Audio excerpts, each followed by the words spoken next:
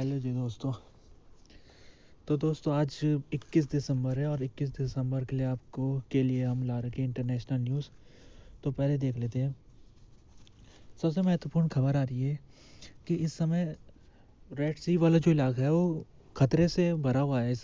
और यहाँ पर देखा जाए, अगर ज्योग्राफी देखा जाए तो ये यमन का इलाका पड़ता है। तो यमन के इलाके के सामने से ये रेड सी निकलता है, वेस्टर्न यमन के इलाके में। तो ये जो रेड सी है, यहाँ पर हाउती जो है यमन में, जो इलाके में उनका शासन है, तो वो हाउती रेड सी के जो शिप इस रास्ते से निकल रहे हैं उनके ऊपर हमला हो रहा है और ये हाउती कर रहे हैं हमला।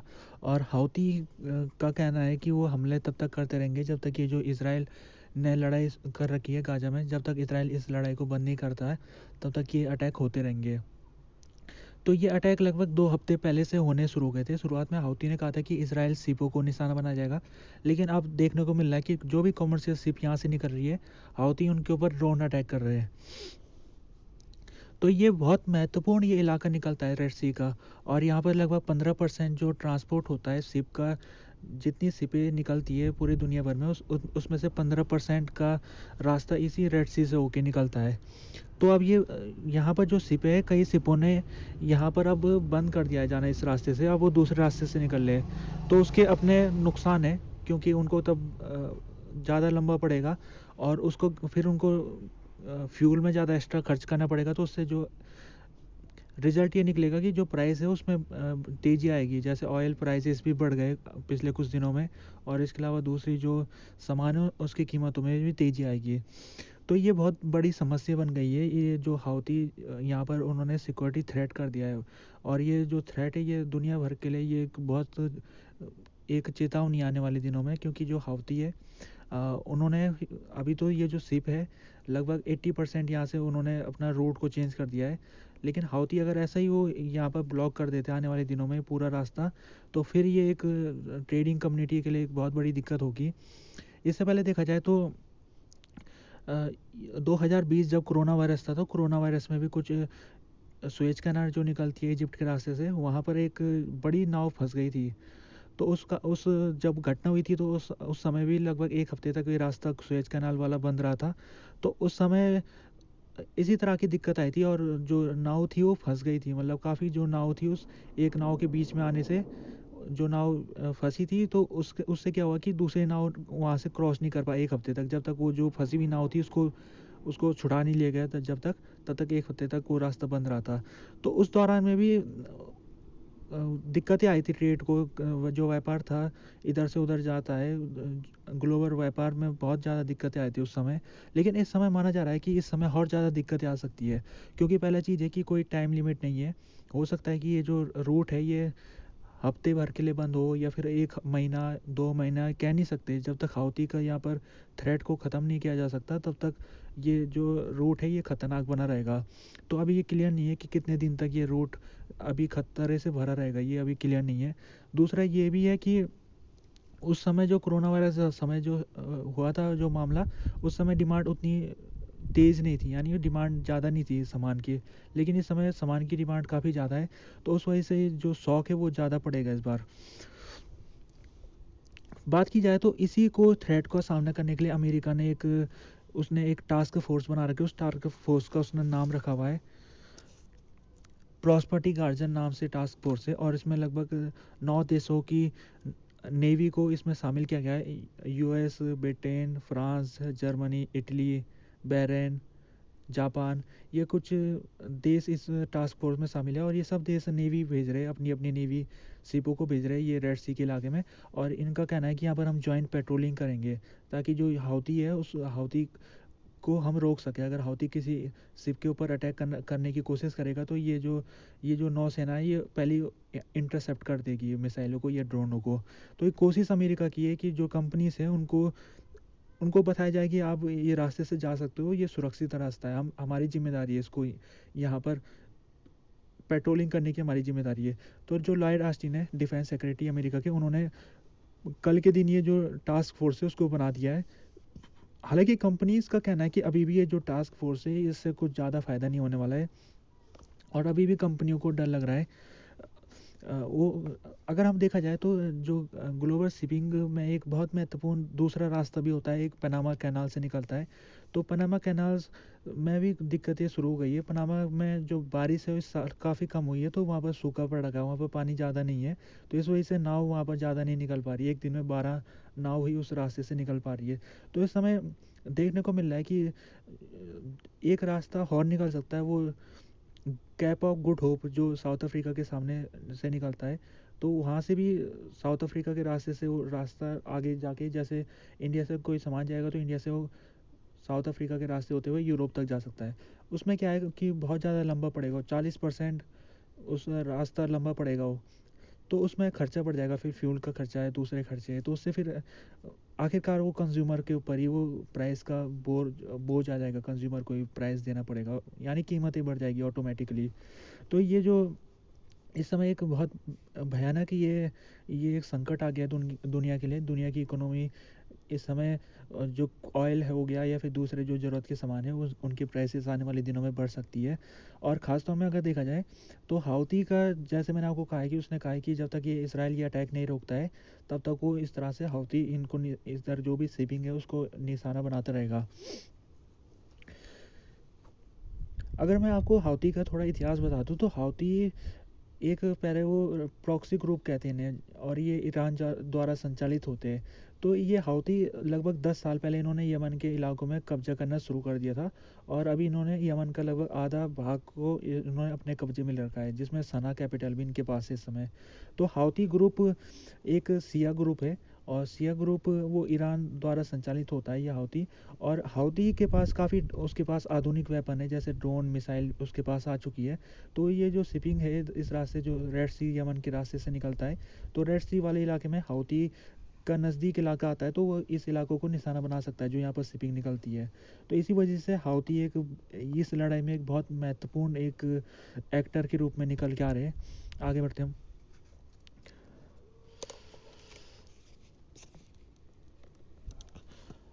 अभी खबर आई है कि अगर हम गाजा की लड़ाई के बारे में देखें तो 20,000 मौतों का आंकड़ा पहुंचने वाला है वहाँ। और कल की बात की जाए तो कल जबलिया कैंपिंग में बमबारी में 25 लोगों की मौत हो गई थी। तो यहाँ पर जो बमबारी का सिलसिला है वो चलता जा रहा है। अभी यहाँ पर परसों के दिन जो डिफेंस सेक्रेटरी है अमेरिका के, लॉयड ऑस्टिन, वो आए थे और उन्होंने इसराइल से बातचीत की थी कि इसराइल ये जो बमबारी है उसको बंद कर दिया, लेकिन इसराइल लगता है अभी वो इस बात को नहीं मान रहा है। और अगर बात की जाए कि कल के दिन अल शिफा हॉस्पिटल में भी इसराइल ने कार्रवाई की है, और वहाँ पर खबर आई है कि 2 पेशेंट की मौत हो गई। 2 हॉस्पिटल में जो पेशेंट थे वहाँ पर उनकी मौत हो गई है। तो ये अल हैरी हॉस्पिटल, ये जो गाजा नॉर्थन गाजा का एक अकेला हॉस्पिटल है जो अभी तक ऑपरेट हो रहा था, अभी तक यहाँ पर काम काज चल रहा था, लेकिन अभी ये हॉस्पिटल में भी इसराइल ने इसको सैन्य कार्रवाई करते हुए इसको जो यहाँ पर जितने भी पेशेंट थे वो अब सब वो पेशेंट को बाहर निकाला जाएगा यहाँ से। अगर बात की जाए कि यहाँ पर अभी एक चीज़ वो यूएन का रेजुलेशन आने वाले दिनों में आने वाला है, यानी वेडनेसडे को उसको यूएन की सिक्योरिटी काउंसिल में रेजुलेशन रखा जाएगा, और जो रेजुलेशन होगा वो सीज़ फायर के ऊपर होगा। तो अमेरिका को समझाने की कोशिश की जा रही है जो बाकी देश है कि अमेरिका भी तैयार हो जाए सीज़ फायर के लिए। अभी तक जितने भी रेजुलेशन सीज़ फायर के ऊपर आए अमेरिका ने उसमें वीटो पावर लगाया है। तो अमेरिका देखना पड़ेगा कि वेडनेसडे के दिन जो रेजुलेशन है क्या उसमें भी वीटो पावर लगाएगा। अमेरिका को यहाँ पर अमेरिका चाहता है कि ये लड़ाई को इसका जो मौतें हो रही है वो कम हो जाए, या जो सिविलियन लोग हैं उनको नुकसान ना हो, लेकिन वो अभी सीज़ फायर के खिलाफ है। क्योंकि अमेरिका को लगता है कि सीज़ फायर इधर हो गया गाजा में तो हमास के जो टेररिस्ट हैं ये सीज़ फायर का फ़ायदा उठा देंगे और अपने आप को फिर से ये इस्टेब्लिश कर देंगे। तो अमेरिका भी इसराइल के साथ, दोनों ही इसराइल और अमेरिका भी सीज़ फायर के खिलाफ है। अभी देखना पड़ेगा कि वेडनेसडे के दिन जब ये सिक्योरिटी काउंसिल की मीटिंग होगी तो अमेरिका क्या वीटो पावर दोबारा से रेजुलेशन के ऊपर लगाता है कि नहीं लगाता है। आगे बढ़ते हैं।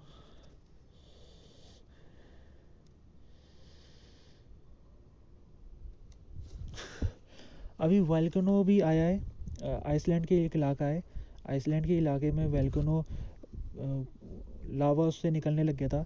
और ये जो वोल्केनो है ये आइसलैंड का एक क्षेत्र है, उसको कहते हैं रेचकिलस पेनिसुला। रेस्कियस पेनिसुला में ये वोल्केनो आया है। और ये जो रेस्कियस पेनिसुला है, यहाँ पर आइसलैंड की लगभग टोटल आबादी का 2/3 आबादी इसी इलाके में रहती है। तो ये एक यहाँ पर एक गांव है सामने, तो वहाँ पर 3,000 लोग हैं। तो उन लोगों को यहाँ से निकाल दिया गया था जब वोल्केनो स्टार्ट हुआ निकलना। तो अभी कहा जा रहा है कि जो वोल्केनो है ये, इसकी संभावना जताई जा रही थी क्योंकि पिछले 1-2 महीने से यहाँ पर हज़ारों अर्थक्वेक आ गए। तो ये अर्थक्वेक जब आते इतने सारे इकट्ठा, मतलब लगातार अर्थक्वेक जब एक जगह में आते रहते हैं, तो माना जाता है कि वहाँ पर वोल्केनो निकला जा सकता है। तो इसकी संभावना दर्ज कराई जा रही थी। और यहाँ पर अगर हम आइसलैंड की बात की जाए, तो आइसलैंड में ये जो वोल्केनो ये आमतौर में आते रहते हैं। लगभग यहाँ पर 200 एक्टिव वोल्केनो साइट है आइसलैंड के देश में। और यहाँ पर कहा जाता है कि यहाँ पर वजह ये है कि ये एक ऐसा क्षेत्र है आइसलैंड जहाँ पर प्लेटें मिलती है, और प्लेटें मिलती है साथ में प्लेटों के नीचे एक माउंटेन भी है, अंडर अंडर सी माउंटेन है जिससे लावा निकलता रहता है। तो ये इस ज्योग्राफी के हिसाब से आइसलैंड में ये कोई नई बात नहीं है, और यहाँ वोल्केनो आमतौर में आते रहता है। लेकिन ये खास बात ये इस बार की, जिस इलाके में इस बार वोल्केनो आया है, तो वहाँ पर अब आबादी वाला क्षेत्र है, आसपास आबादी वाला क्षेत्र है। तो अगर ये वोल्केनो से जो लावा निकलता है आने वाले दिनों में, ये क्योंकि वोल्केनो में कह नहीं सकते कि लावा कितना निकलेगा। कभी कभी लावा कुछ दिनों में ही बंद हो जाता है निकलना, कभी कभी वो हफ्ते भर में चलता रहता है। तो अगर ये ज़्यादा वोल्केनो लावा निकलता रहा इस वोल्केनो के अंदर से, तो फिर यहाँ पर जो गांव है उस लावा के कारण वो डिस्ट्रॉय हो सकते हैं।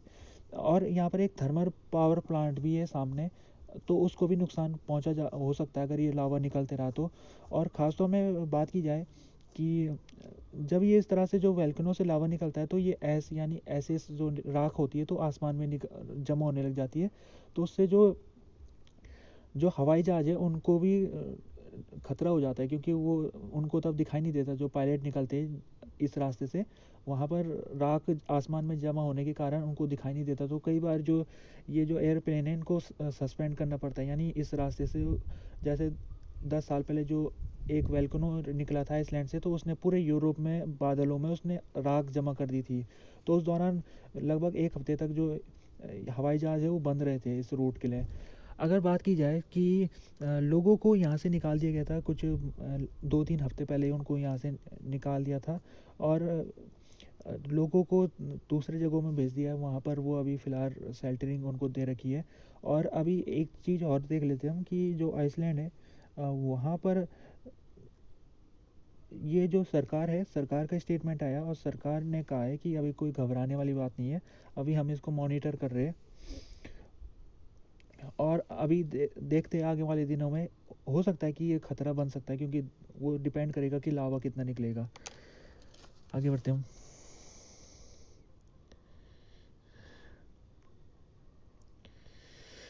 अभी जो जेलेंस्की ने कल के दिन प्रेस कॉन्फ्रेंस की थी, तो प्रेस कॉन्फ्रेंस में उन्होंने रिपोर्टरों के साथ बातचीत की है। तो उन्होंने रिपोर्टरों के साथ बातचीत में उनसे कुछ सवाल किए गए थे, तो उसमें उन्होंने कुछ जवाब दिए। पहली चीज़ है कि उनसे पूछा गया था कि लड़ाई में आप क्या देखते हो, यूक्रेन इस समय मुश्किलों की हालत में फंसा हुआ है, तो आप क्या देखते हो। उन्होंने कहा कि मुझे नहीं लगता है कि यूक्रेन ये लड़ाई में अभी मुश्किल वाली स्थिति में है। उनसे दूसरा पूछा गया कि आप अगर पीस ट्रीटी कोई सामने आ जाती है, मान लीजिए रसिया आपको शांति व्यवस्था करने के लिए यहाँ पर पीस ट्रीटी को सामने रखता है, तो क्या आप रसिया की पीस ट्रीटी को साइन करोगे। तो उन्होंने कहा है कि रसिया पीस ट्रीटी तभी करेगा जब उसके जो 4 क्षेत्र में जिस इलाकों में उसने हमला किया है, जिसको दोनबास के इलाका भी कहा जाता है, जब तक रसिया उन इलाकों में पूरा कब्जा नहीं कर देता, तब तक रसिया ने पीस ट्रीटी भी नहीं रखनी है सामने। तो उन्होंने कहा कि ये कोई मतलब ही नहीं है। हम जब तक हमारा जो पूरा क्षेत्र है यूक्रेन का, जब तक हम पूरा का पूरा क्षेत्र रसिया से अपने कब्जे में नहीं ले लेते, तब तक हम कोई पीस ट्रीटी साइन नहीं करेंगे। और रसिया भी तब तक पीस ट्रीटी साइन नहीं करेगा जब तक वो पूरे 4 क्षेत्रों में वो कब्जा नहीं कर लेगा। तो जाहिर सी बात है, हम दोनों के बीच में पीस ट्रीटी हो ही नहीं सकती, क्योंकि हमारा अलग एजेंडा है और रसिया का अलग एजेंडा है। रसिया का एजेंडा हमारी क्षेत्रों में कब्जा करने का है, जबकि हमारा एजेंडा हमारे क्षेत्रों को, जिसमें रसिया ने कब्जा कर रखा है, उस पूरे इलाके को छुड़ाने का है। तो ये नहीं हो सकती पीस ट्रीटी, उन्होंने ये कहा है। उनसे कहा गया है कि क्या होगा अगर अगले साल के जो अमेरिका के इलेक्शन है उसमें अगर डोनाल्ड ट्रंप जीत जाते हैं, तो आपको क्या लगता है। डोनाल्ड ट्रंप ने जैसे कहा है कि वो इस लड़ाई को ख़त्म करा देंगे जैसे वो राष्ट्रपति बनेंगे, तो आप क्या कहना चाहोगे। उन्होंने कहा है कि उन्होंने डोनाल्ड ट्रंप का नाम नहीं लिया जेलेंस्की ने। उन्होंने कहा है कि मैं बस इतना कहना चाहता हूँ कि अगर अमेरिका हमारी मदद करना बंद कर देगा तो ये बहुत ज़्यादा खतरनाक है, हमारे लिए तो खतरनाक है ही, लेकिन अमेरिका और दुनिया की जो सिक्योरिटी है उसके लिए भी बहुत खतरनाक है। इस समय जो दुनिया की सिक्योरिटी है, वर्ल्ड सिक्योरिटी, वो अमेरिका के बनाए हुए नियम कानूनों के हिसाब से चलती है। यानी कि दुनिया की सिक्योरिटी में सबसे बड़ा जो भूमिका निभाता है वो अमेरिका है। तो ऐसा लगेगा दुनिया को कि यूक्रेन में अगर अमेरिका हाथ खींच लेगा अपना पीछे, तो दुनिया को लगेगा कि अब अमेरिका के ऊपर भरोसा नहीं किया जा सकता है। तो इसलिए अमेरिका के लिए भी ज़रूरी है कि अमेरिका यूक्रेन की मदद करते रहे। उनकी जेलेंस्की से पूछा गया कि जो आपके संबंध आपके जो सैन्य अध्यक्ष जेलोजिनी उसके साथ कैसे है, क्योंकि अभी कुछ दिन पहले जेलोजिनी ने इकोनॉमिस्ट मैगजीन में जब इंटरव्यू दिया था तो उन्होंने कहा था कि ये लड़ाई अभी फंसी हुई है, यानी कि अभी रसिया भी नहीं जीत पा रहा है और हम भी नहीं जीत पा रहे। तो जो जेलोजिनी का जो स्टेटमेंट था उस समय, तो उसकी काफ़ी आलोचना की गई। जेलेंस्की ने भी आलोचना की जेलोजिनी की और कहा कि इस तरह से सैन्य अध्यक्ष को ऐसे स्टेटमेंट नहीं देना चाहिए। तो अभी ये भी चल रहा है कि जेलोजिनी और जेलेंस्की के जो संबंध है वो बिगड़ते जा रहे हैं। तो जेलेंस्की से इसी के बारे में सवाल पूछा गया कि आप जेलोजिनी के बारे में क्या सोचते हो। तो जेलेंस्की ने कहा कि हम मेरा उनके साथ वर्किंग रिलेशनशिप है, यानी हम दोनों मिलकर काम कर रहे हैं, कोई बड़ी दिक्कत नहीं है। हालांकि ये बात क्लियर है कि इन दोनों के संबंध बिहाइंड द सीन में इतने अच्छे नहीं है जितने बताए जा रहे हैं। उन्होंने ये भी कहा है कि आने वाले समय में सेना ने हमसे कहा है, यूक्रेन सेना ने कहा है कि लगभग 5 लाख सैनिकों की ज़रूरत पड़ेगी 2024 में, अगर ये लड़ाई को कंटिन्यू रखना है। और जो लोग अभी फ्रंट लाइन में, जो सिपाही भी फ्रंट लाइन में, और उनको घर भी वापस आना है, 2 साल से वो फ्रंट लाइन में है। तो यानी यूक्रेन को काफ़ी सैनिकों की ज़रूरत पड़ेगी आने वाले दिनों में या 2024 में। 5 लाख सैनिकों की नया उनको रिक्रूट करना पड़ेगा। और ये भी इस समय बहुत महत्वपूर्ण होता है क्योंकि जो यूक्रेन में इस समय रिक्रूटमेंट का जो सीन है वो काफ़ी यहाँ पर गड़बड़ वाला सीन है। जो एजेंसी से जो रिक्रूट कर रही है लोगों को, ज़बरदस्ती लोगों को उठा रही है, उनकी बिना मंजूरी के लोगों को ज़बरदस्ती उनके घरों से या मार्केट से उनको पकड़ के उनको ट्रेनिंग में भेजा जा रहा है। तो लोग इस समय जो इस तरह से सेना में जाने के खिलाफ है ज़्यादातर लोग। तो कैसे जो यूक्रेन सेना है वो 5 लाख लोगों को रिक्रूट करेगी इस समय, ये अपने आप में एक बहुत बड़ा चैलेंज है। जो पुतिन है उन्होंने भी कल अपने जो डिफेंस ऑफिशियल है उनके साथ मीटिंग रखी थी। तो पुतिन ने अपने डिफेंस ऑफिशियल को कहा कि हम इस लड़ाई में बहुत अच्छी पोजीशन में इस समय और हम जीत जाएंगे लड़ाई को। और उन्होंने कहा है कि ये लड़ाई के ऊपर हम बंद करने के लिए तैयार हो जाएंगे, लेकिन हम जो हमारा इस समय गोल है, जो टारगेट है, जिसमें 4 स्टेट जो दोनबास इलाके के आते, उसमें हम पहले कब्जा करेंगे, तभी पीस ट्रीटी की बात को हम उसमें कुछ मानने को तैयार होंगे। यानी बिना 4 स्टेट को कब्जा किए हुए हम कोई पीस ट्रीटी साइन नहीं करेंगे। तो काफ़ी कॉन्फिडेंट लग रहे थे पुतिन जब उन्होंने अपने डिफेंस ऑफिसर के साथ बातचीत की है। और उन्होंने उनकी जो बात करने की शैली थी उससे लग रहा है कि वो इस समय बिल्कुल कंफर्टेबल है। और रसिया में अभी इलेक्शन भी होने वाले मार्च में, तो पुतिन ने अपनी जो उम्मीदवारी है उसकी घोषणा भी कर दी है और उनका जीतना लगभग तय माना जा रहा है। आगे बढ़ते हम। अभी एक चाइना एक्टिविस्ट है, चाइना में रहते थे, ली क्विंचो नाम का ये महिला है, ये एक्टिविस्ट है चाइना की, और इसको सरकार ने जेल के अंदर डाल दिया था 3 साल पहले। तो इसका ट्रायल कल शुरू हो गया है। और ये जो महिला के ऊपर आरोप ये है कि ये महिला ने जो सेडिशन करने की कोशिश की थी, यानी स्टेट को बदनाम करने की कोशिश की थी, इसने अपने देश को बदनाम करने की कोशिश की थी।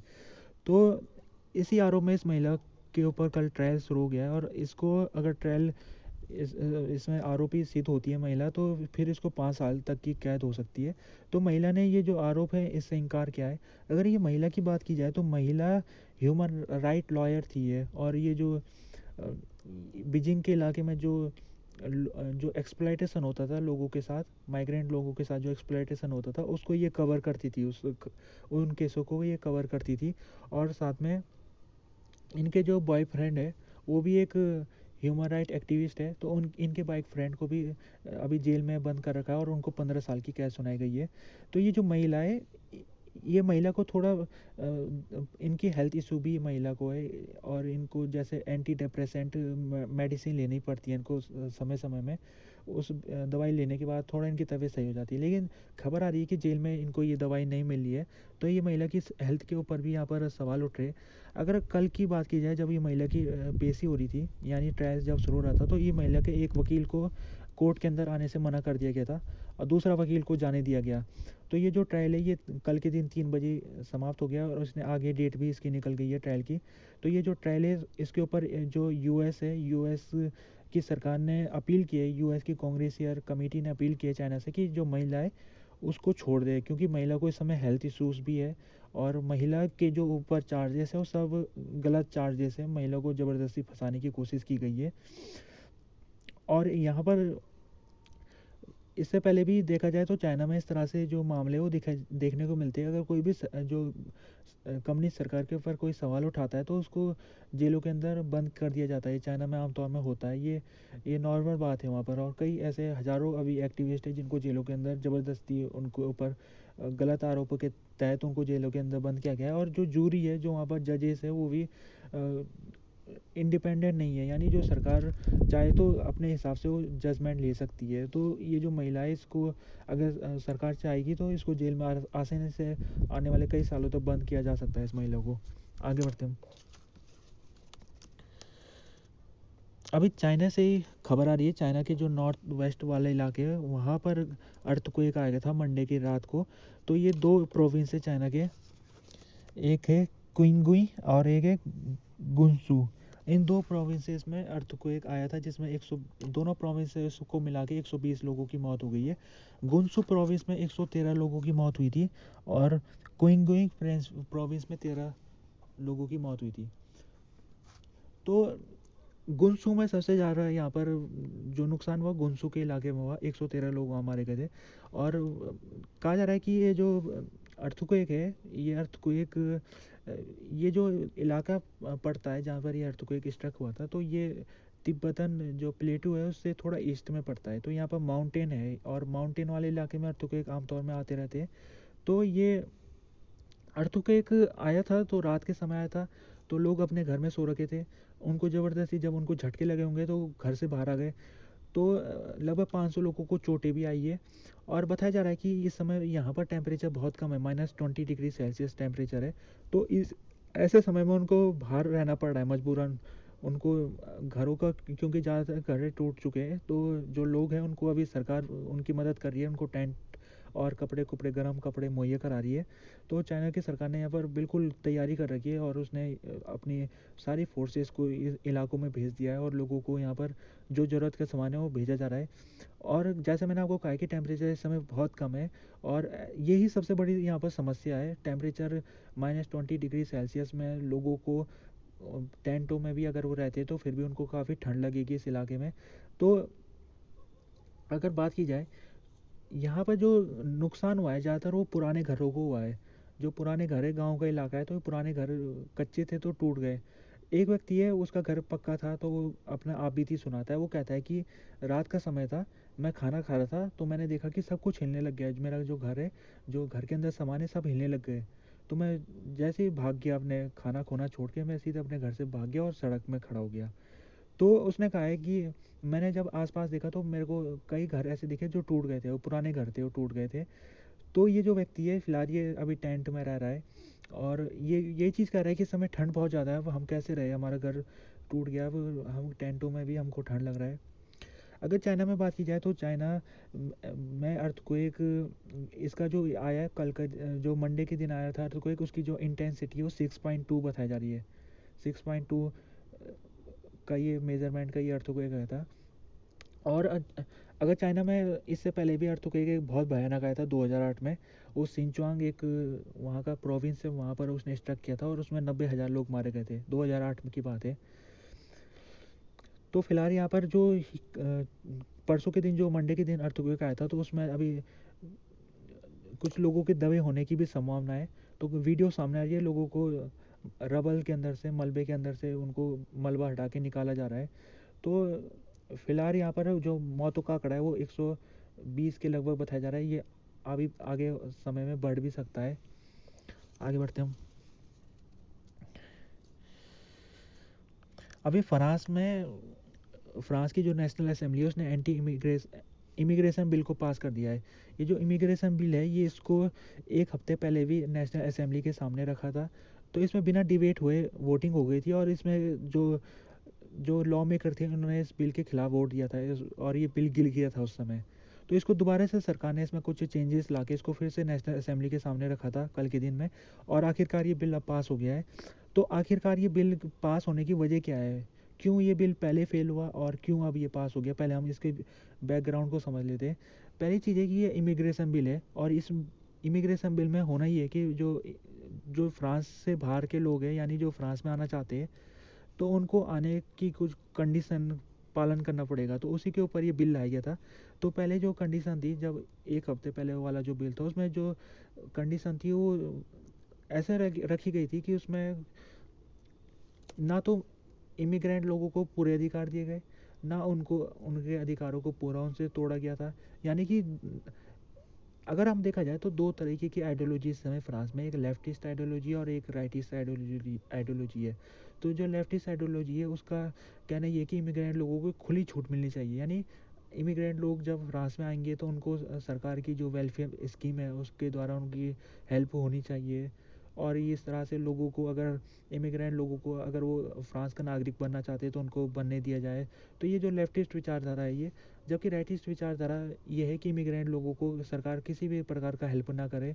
और दूसरा ये है कि इमिग्रेंट लोगों को उनको केवल उन्हीं लोगों को फ्रांस में आने की परमिशन मिलनी चाहिए जिनको फ्रेंच भाषा आती है। तो ये राइट विंग विचारधारा के ये कुछ डिमांड है। तो जो एक हफ्ते वाला बिल था वो दोनों को सेटिस्फाई नहीं कर पाया हो। उसमें जो कुछ ऐसी बातें थी जो लेफ्ट विंग से ली गई थी और कुछ ऐसी बातें थी जो राइट विंग विचारधारा से ली गई थी। तो आखिरकार ये जो बिल है इसको समर्थन नहीं मिल पाया, इसको ना लेफ्ट विंग से समर्थन मिल पाया ना राइट विंग से समर्थन मिल पाया। तो एक हफ्ते वाला जो बिल था वो गिर गया था। तो सरकार ने अब क्या किया, इसको राइट विंग बना दिया। अब जो कल के दिन नेशनल असेंबली के सामने बिल रखा गया था वो राइट विंग इमिग्रेशन बिल था, और उसमें सरकार ने कुछ कंडीशन लगा दी, जैसे जो इमिग्रेंट है उसको वेलफेयर स्कीम का फ़ायदा वो तभी उठा सकता है जब वो 3 साल वो फ्रांस में काम कर लेगा, तभी वो वेलफेयर स्कीम का फ़ायदा उठा सकता है। इसके अलावा उसी व्यक्ति को अगर उसके बच्चे हो जाते हैं फ्रांस में तो उनको ऑटोमेटिक फ्रांस की नागरिकता नहीं मिलेगी। तो ऐसी कुछ कंडीशनें लगाई गई है इमिग्रेंट लोगों में। तो ये राइट विंग जो लॉ मेकर है उनको खुश करने के लिए ये कानून में चेंज किया गया। तो ये इसको कल नेशनल असेंबली में जब रखा गया था तो ये आसानी से पास हो गया। लगभग 370 लॉ मेकर ने इसके समर्थन में वोट किया, जबकि 180 लॉ मेकर ने इसके विरोध में वोट किया है। और ख़ासतौर में ये है कि जो मैक्रोन है इस समय राष्ट्रपति, उनकी पार्टी में इस समय फूट पड़ गई है इस बिल को लेकर। जो उनकी पार्टी इस समय सेंट्रिस्ट पार्टी है, यानी वो सेंटर में रहने वाली पार्टी है, ना राइट विंग है और ना लेफ्ट विंग है, सेंटर में रहने वाली पार्टी है। तो उसमें जो दोनों आइडियोलॉजी के लोग शामिल हैं, उसमें राइट विंग आइडियोलॉजी के लोग भी हैं, लेफ्ट विंग आइडियोलॉजी के लोग भी शामिल हैं। तो जो लेफ्ट विंग आइडियोलॉजी है वो खिसकने लगे। उन्होंने इस बिल में उन्होंने कुछ ऐसे मैक्रोन की पार्टी के लॉ मेकर थे जिन्होंने इस बिल के खिलाफ वोट किया है, और एक मिनिस्टर भी है मैक्रोन गवर्नमेंट में, उन्होंने इस्तीफा भी दे दिया है। जब ये बिल पास हो गया तो उन्होंने इस्तीफा दे दिया। तो जो मैक्रोन की पार्टी है उसमें फूट पड़ गया है इस बिल के पास होने के बाद। और दूसरा इस बिल में ये है कि जो लेपिन पेन है, यानी मरीन लेपेन उनका नाम है, तो वो far right party national rally party है, उसके लीडर है वो महिला है लेपेन। तो वो मांग कर रही थी, वो इस तरह से जो बिल की वो मांग कर रही थी, जो परसों के दिन गवर्नमेंट ने नेशनल रैली के सामने जो बिल रखा था उसकी वो मांग करती रही है लंबे समय से। तो मरीन लेपेन ने जब ये बिल पास हो गया तो उन्होंने अपनी जीत बताई है। उन्होंने कहा कि हमारी पार्टी की वजह से ये जो लॉ पास हो पाया, हमने इतने लंबे समय से हमने ये मुहिम चला रखी थी, इस तरह से जो इमिग्रेशन को उसको रोकने के लिए या फिर उसको स्टिक करने के लिए जो हमने मुहिम चला रखी थी उसमें हमें सफलता मिल गई। तो लपिन इस बिल को अपनी जीत बता रही है, जबकि वो अभी गवर्नमेंट में शामिल नहीं है, वो अपोजिशन पार्टी में अभी मरीन लेपेन है। तो वो इसका क्रेडिट ले रही है वो। जबकि गवर्नमेंट की माना जाए तो गवर्नमेंट इस समय कह रही है कि ये जो इमिग्रेशन इशू है ये बहुत इम्पोर्टेंट है, इस समय इसको सॉल्व करना, इसको इसके ऊपर नियम बनाना बहुत ज़्यादा ज़रूरी है। तो इसी वजह से हमने ये बिल को लाए, इस बिल को। और गवर्नमेंट का कहना है कि अगर ये बिल हम लाने की वजह ये है कि इस समय जो लोग हैं वो चाहते हैं कि इमिग्रेशन को कंट्रोल किया जाए, यानी इसको रिस्ट्रिक्ट किया जाए। तो लोगों की डिमांड इस समय, तो लोगों की डिमांड को मानना पड़ेगा। और इस समय उचित यही है कि बिल को पास किया जाए, कैसे भी करके बिल को पास किया जाए।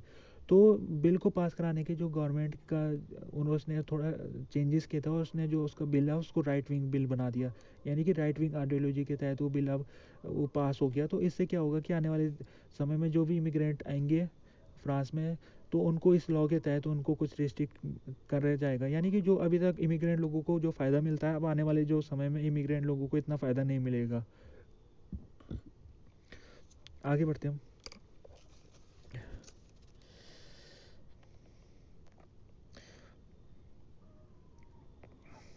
अभी म्यांमार से खबर आ रही है, म्यांमार में वहाँ पर अभी सैन्य शासन है, लगभग 3 साल से वहाँ सेना ने तख्ता पलट किया था पहले, और फिर अब एक सेना का शासन चल रहा है। तो देखने को ये मिला है कि जब तख्ता पलट हुआ था म्यांमार में, तो जो वहाँ के जो रेबल ग्रुप है, क्योंकि म्यांमार ऐसा देश है जहाँ पर काफ़ी एथनिक ग्रुप है, तो ये जो एथनिक ग्रुप है, माइनॉरिटी है जो एथनिक ग्रुपों की, उन्होंने अपना विद्रोह छेड़ दिया था उस सेना के खिलाफ, उन्होंने जगह जगह में विद्रोह शुरू कर दिया था जैसे तख्ता पलट हुआ था। तो उसी के बाद से सेना अभी तक जूझ रही है इन इलाकों को जहाँ पर ये माइनॉरिटी ग्रुप रहते हैं, उनको कब्जे में लेने में अभी तक सेना को कामयाबी नहीं मिल पा रही है। तो सेना को नुकसान भी सहना पड़ा है, कई उसके जो सिपाही है सेना के मारे जा चुके हैं। अभी क्या है कि 10 अक्टूबर को एक नया कैंपेन शुरू कर दिया इन एथनिक माइनॉरिटी ग्रुपों ने। 3 एथनिक माइनॉरिटी ग्रुप हैं, इन्होंने सेना के खिलाफ तीनों ने मिलके सेना के खिलाफ कार्रवाई करने का उन्होंने प्रण ले लिया, यानी वो अब आने वाले समय में सेना के इलाकों में हमला करेंगे। तो सेना ने अब इनको इसकी तैयारी के लिए उसने लोगों को ज़बरदस्ती सेना में भर्ती करना शुरू कर दिया, यानी लोगों को ज़बरदस्ती उनके घरों से उठा के और कहीं पर भी मार्केट से उठा के उनको सेना में भर्ती किया जा रहा है। जो सेना है उसमें माना जा रहा है कि सेना में इस समय जो वॉलंटरी भर्ती नहीं हो रही है, यानी लोग अपनी मर्जी से सेना में नहीं जाना चाह रहे, तो सेना को इस प्रकार से ये तरीका अपनाना पड़ रहा है, ज़बरदस्ती वाला तरीका। तो कुछ लोग हैं जिनको सेना ने ज़बरदस्ती तरीके से भर्ती किया था। एक व्यक्ति है जो अपनी आप बीती सुना रहा है, वो कह रहा है कि मेरी उम्र 18 साल थी, पिछले साल की बात है, 18 साल का था मैं, और सेना ने मुझे उठा दिया था। मेरे को मैं अपने घर के बाहर बैठा हुआ था, तो मेरे को उठा के ले गई सेना, और मेरे को उन्होंने ट्रेनिंग में भेज दिया, और मेरी ट्रेनिंग लगभग 6-7 हफ्ते तक ट्रेनिंग करता रहा मैं। फिर उसके बाद मेरे को एक यूनिट में भेज दिया गया, तो उस यूनिट में मैं कुछ समय लगा, फिर मैं वहाँ से भाग गया। तो ये व्यक्ति भाग गया, तो इसी वजह से अपनी आप बीती सुना रहा है। इसके अलावा ये केवल एक व्यक्ति है, बल्कि ऐसे कई हज़ारों लोग हैं जो अभी तक सेना में ज़बरदस्ती उनको भर्ती किया गया है, और वो सेना में अभी वो उनको रेबल ग्रुप के खिलाफ उनको लगा रखा है। तो देखने को मिला है कि जो म्यांमार है इस समय, तो म्यांमार इस समय सिविल वार की स्थिति में है। कई जो एथनिक ग्रुप है इस इलाके में म्यांमार में, उन्होंने अपना विद्रोह छेड़ रखा है, और यहाँ पर समय समय में ऐसी घटनाएं हमको मिलती रहती है, जैसे कई लोगों की मौतें हो गई, कई रेबल ग्रुपों के ऊपर सेना ने हेलीकॉप्टर से भी अटैक किया है। तो इस तरह से एयर स्ट्राइक की घटना भी हमको देखने को मिलती है म्यांमार में। तो म्यांमार में जब से डेमोक्रेसी वहाँ पर ख़त्म की गई है, तो वहाँ पर सिचुएशन काफ़ी ख़राब हो गई है। आगे बढ़ते हैं।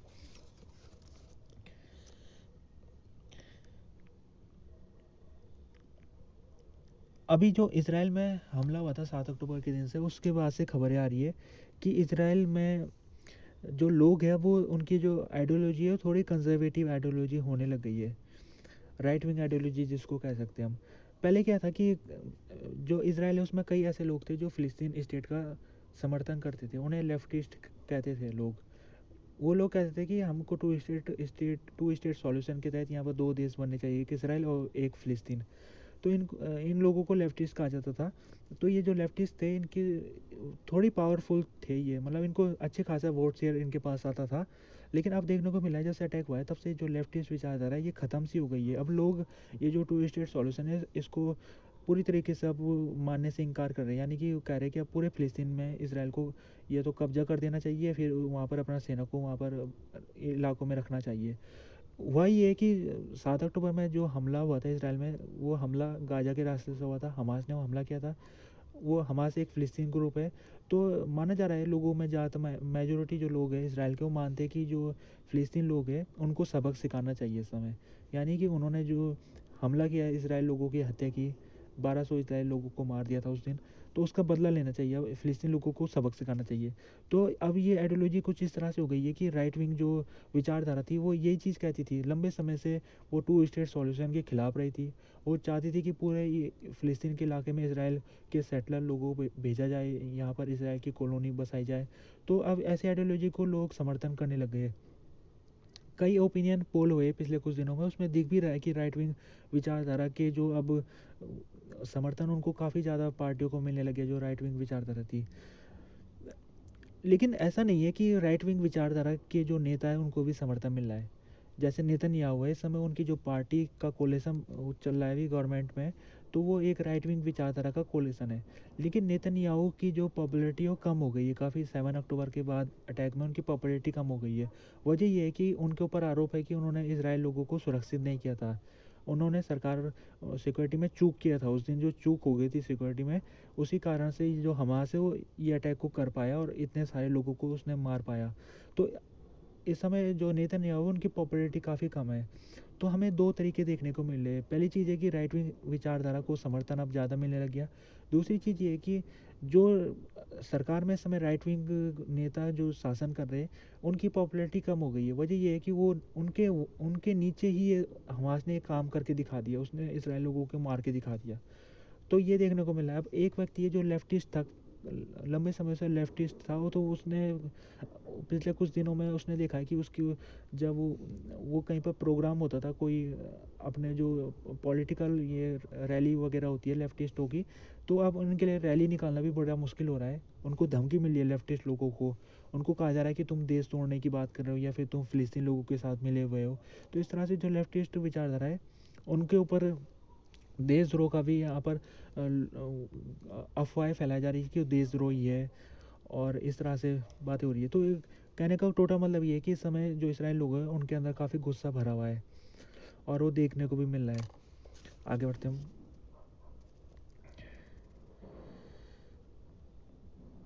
अभी जो अलेक्सी नेवल्नी है, अलेक्सी नेवल्नी रसिया में एक पॉलिटिकल प्रिजनर है, इनको जेल के अंदर बंद किया गया था, पिछले 2-3 साल से जेल में बंद है ये। तो इनको अभी जेल से इनको ट्रांसफ़र किया गया था दूसरे जेल में। तो अभी पता नहीं लग पाया कि वो अभी किस जेल में है। उन्होंने उनकी पेशी भी होनी थी कोर्ट में, तो वो पेशी में भी नहीं आ पाए। जो उनके लॉयर है वो मॉस्को के सभी जेलों में चले गए ढूंढने के लिए, लेकिन किसी भी जेल में उनको अलेक्सी नेवल्नी नहीं मिले। तो पता नहीं 2 हफ्ते से गायब चल रहे। तो क्या हुआ है अलेक्सी नेवल्नी को, कहाँ गए, तो इसके बारे में भी क्लियर नहीं हो पाया। गवर्नमेंट ने भी अपने तरफ से कुछ स्टेटमेंट जारी नहीं किया है। तो कई अभी थ्योरी चली है कि क्या हुआ होगा अलेक्सी नावल्नी के साथ। पहली थ्योरी ये है कि अलेक्सी नावल्नी को सरकार ने गायब कर दिया और वो गायब रहेंगे कुछ दिनों तक, यानी जब तक इलेक्शन है रशिया के तब तक वो गायब रहेंगे। दूसरी थ्योरी ये है कि अलेक्सी नावल्नी की हत्या कर दी गई, उनको मर्डर कर दिया गया। तीसरी तीसरी थ्योरी ये है कि उनकी अभी तबीयत ख़राब चली है। उनके लॉयर ने जब आखिरी बार अलेक्सी नावल्नी से बात की थी तो उनकी उस समय तबीयत ख़राब थी, तो माना जा रहा है कि अभी तबीयत ख़राब है तो उनको हॉस्पिटल में इस समय भर्ती किया गया है। चौथी थ्योरी ये चली कि उनको किसी दूसरे जेलों के अंदर डाल दिया गया, यानी मॉस्को से बाहर जो जेल है, खासतौर में जो साइबेरिया के इलाके में काफ़ी दूर दूर जेलों को बनाया गया है, तो ऐसी किसी आइसोलेटेड जेलों के अंदर उनको डाल दिया गया है। तो ये जो साइबेरिया में जो जेलें होती है ये यहाँ तक कांटेक्ट करना बड़ा मुश्किल होता है। तो हो सकता है, ये भी हो सकता है कि इनको साइबेरिया की तरफ जेलों के अंदर डाल दिया गया है। तो इस समय काफ़ी थ्योरी चल रही है सामने। तो अभी तक सरकार ने भी अभी बताया नहीं है कि उसको कहाँ, अलेक्सी नावल्नी को कहाँ पर रखा गया है। तो इस समय क्लियर नहीं हो पाया। पिछले 2 हफ्ते से वो गायब चल रहे। और अलेक्सी नावल्नी की बात की जाए तो वो पुतिन के खिलाफ रहे। पुतिन के ऊपर उन्होंने करप्शन के आरोप लगाए थे, और वो ऐसे पिछले 20 सालों में ऐसे पहले रशियन नेता थे जिन्होंने पुतिन को एक खतरा बन गए थे वो पुतिन के लिए। तो पुतिन ने उनको जेल के अंदर डाल दिया। पहले तो पुतिन ने उनको जर्मनी में जब अलेक्सी नावल्नी थे तो उनको पुतिन ने ख़त्म करने की कोशिश की थी, उनको पॉइज़न दिया था, लेकिन वो बच गए थे अलेक्सी नावल्नी। तब फिर वो अलेक्सी नावल्नी रसिया आ गए थे। फिर वो रसिया में जैसे एयरपोर्ट में पहुँचे तो पुतिन ने उनको गिरफ्तार करा दिया। तो इस तरह से वो पुतिन के खिलाफ वो लंबे समय से वो रैली करते रहे, पुतिन के ऊपर करप्शन के आरोप लगाते रहे। तो काफ़ी सपोर्टर है रसिया में इस समय अलेक्सी नावल्नी के। तो अलेक्सी नावल्नी ने 3 हफ्ते पहले जब अपने लॉयर से बात की थी आखिरी बार, तो उन्होंने इलेक्शन को लेके उनसे बात की थी और कहा था कि ये जो इलेक्शन होने वाले इसमें एक अपोजिशन लीडर हमको बनाना चाहिए और उसको पुतिन के खिलाफ खड़ा कराना चाहिए। तो एलेक्सी नवलनी का जो सपोर्ट बेस है, तो लगता है कि सरकार घबरा गई है उनसे, तो सरकार उनको अभी छुपा के रखना चाह रही है ताकि एलेक्सी नवलनी की जो बात है वो जनता तक ना पहुंच पाए, ऐसे भी हो सकता है।